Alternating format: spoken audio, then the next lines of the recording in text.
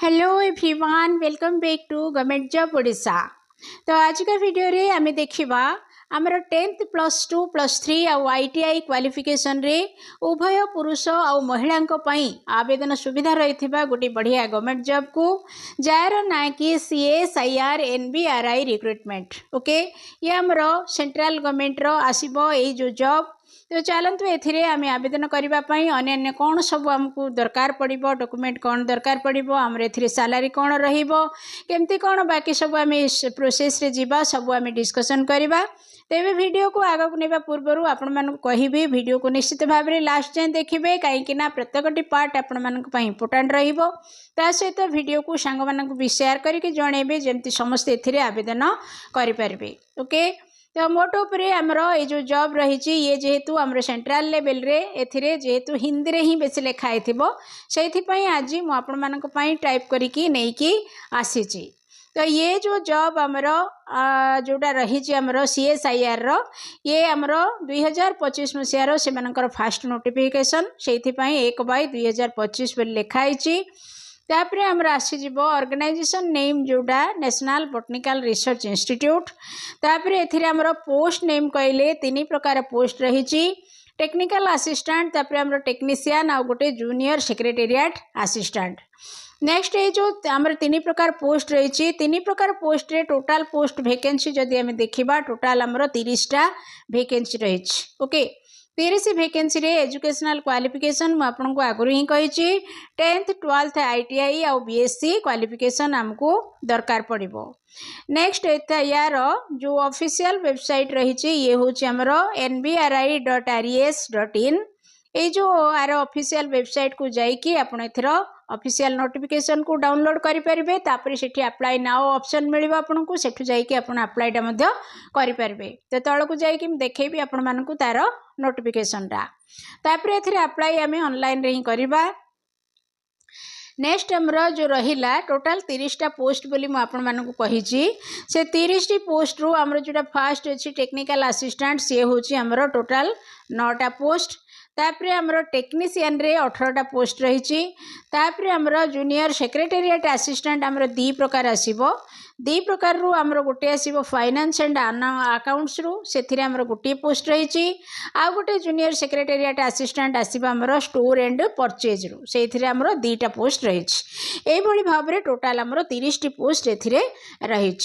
तापर आम देखा नेक्स्ट आमर जोड़ा रहा क्वालिफिकेशन आम आगुरी देखी जोड़ा आमर टेक्नीशियन टेक्निकल असिस्टेंट जोड़ा BSc मागुला सेटा आमर BSc इन रिलेवेंट सब्जेक्ट आमर 60% मार्कटा आपण मानकु निहाती भाव रे दरकार। तापर आमर टेक्नीशियन जो थे कि आमर 10th स्टैंडर्ड मागुला बा मैट्रिक पास मागुला से आमको 55% दरकार। ITI रे मध्य सेमती 55% आमको दरकार। तापर आमर नेक्स्ट आसीगला जोटा आमर साइंस सब्जेक्ट रे जोटा अच्छी से आमर 55% ही दरकार। तापर आमर आसीगला जोटा जूनियर सेक्रेटेरिएट असिस्टेंट एथिरे मध्य आमर 10+2 योग्यता मागिची आ यार आमर सेमती किछि परसेंटेज मागिनी ये आमर प्लेन।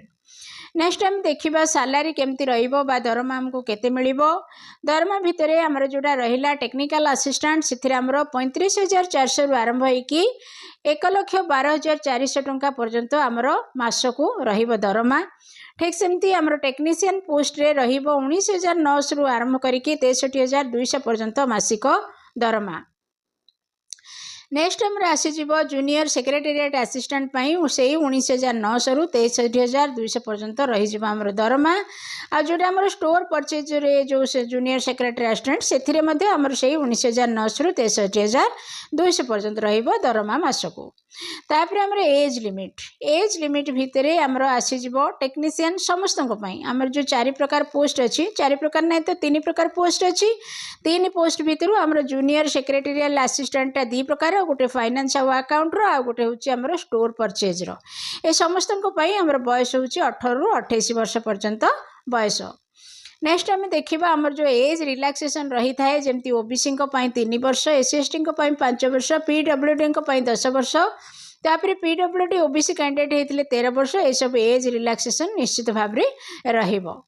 नेक्स्ट हम देखिबा एप्लिकेशन फी एथिरे हमको केते लागि जिवो। हमर जो माने रहिचंती अनरिजर्व ओबीसी ईडब्ल्यूएस सेमानक पई 500 टंका लागिवो। बाकी हमर जो माने रहिचंती एससी एसटी पीडब्ल्यूबीडी और एक्स सर्विसमैन एमानकु किछि मध्य लागिवनी हमर एडमिशन फीस। बाकी जो माने एडमिशन फीस 500 टंका देबे से माने ऑनलाइन माध्यम रे ही फीस टाको देबा को पड़िवो। तापर हमर सिलेक्शन प्रोसेस पई हमर गोटे रिटन एग्जाम डे हबो आ गोटे प्रोफिशिएंसी टेस्ट हबो। तापर थर्ड रे हमर ट्रेड टेस्ट हबो। एतिके माध्यम रे आपण मानकु सिलेक्शन करा जिवो। तापर आपनकर आसीगला हाउ टू अप्लाई माने एथिरे आमे केमती अप्लाई करिबा। Interested and eligible applicants may apply online through the official website nbri.res.in from 3rd May 2025 to 2nd June 2025। तामाने मु सब बेले आपण मानकु कहि आछि जे जे कोनोसी चाकरी रे अप्लाई करबा पई प्रथमे तार ऑफिशियल वेबसाइट को जिबे आ सेठु ऑफिशियल नोटिफिकेशन को डाउनलोड करिवे। एथिरे मध्ये आपण सेही भळा करबा को पड़िबो। nbri.res.in होची आर ऑफिशियल वेबसाइट। एठी को गला परे आपण मानकु गोटे अप्लाई नाउ बटन देखा जिवो। से अप्लाई नाउ बटन ऊपर क्लिक करके जहाँ मागिबो से अनुसार आपण सेथिरे आवेदन करि परिबे। आ ता पई डेट होची मे 3 रु आरंभ करिकि जून 2 भितरे 2025 भितरे आपण को अप्लाई करबा को पड़िबो। नेक्स्ट टाइम देखिबा हमर इंपोर्टेंट डेट कौन रहिबो। इंपोर्टेंट डेट भितरे हमर स्टार्टिंग डेट मु एबे कहिथिली 3rd May माने मे 3 रु आरंभ हबो। तापर एप्लिकेशन लास्ट डेट हमर जून 2 रु आरंभ सरी जिवो। ओके तापर हमर आसीगला देखंतु ये होची हमर ऑफिशियल नोटिफिकेशन देखि परथिबे। जेतु सेंट्रल बेसिस तण हिंदी रे हमर लिखा हिची हिंदी इंग्लिश मिसई के लिखा हिची।